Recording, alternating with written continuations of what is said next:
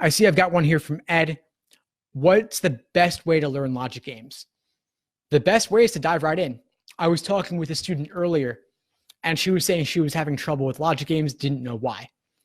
And I said, well, how many games have you done? She said she'd done about 3 or 4 exams worth of games. Now, 3 or 4 exams worth of games is only 12 or 16 games altogether. Now, we've got about 320 or 350 released logic games ever. And so 12 to 16 is nothing. That's really nothing at all. There are far more games out there available to you. And there are enough types of logic games and enough twists they do in logic games that doing just a dozen or so is not nearly enough to expose yourself to the wide range of possibilities out there. And like I said earlier, the LSAT is about pattern recognition.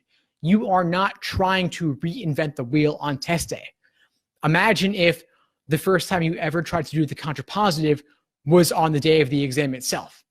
It might not go very well. And that's not because the contrapositive is hard, but because it would be your first time seeing it and your first time trying to translate it. And so the same goes for many, many other things on the logic game section. Too many to get into now, but the point is that you want to go through it systematically, covering all the major types. And so what I recommend doing is using the schedules, go bit by bit.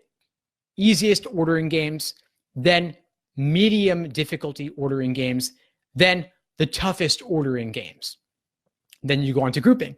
Do the easiest grouping games, the moderate grouping games, then the difficult grouping games, then the combination games, then the rare games, then the curveball games. So you do them by type. I have categorizations of all the logic games on my site. And once again, they are linked in the study plans. So once again, I'm giving you the link to the schedules, the study plans, if you want to check them out, where I really do break it down bit by bit. Then the next thing I'll say is you want to redo logic games multiple times.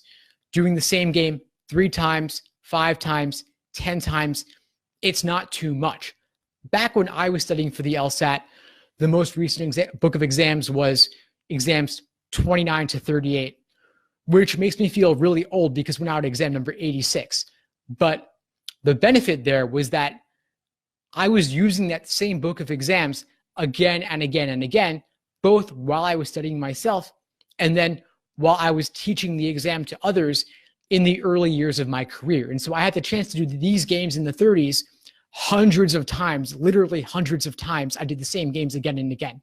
And it was crazy. I knew the games cold like the back of my hand. But the benefit was that I started getting new insights into the games the more I did that.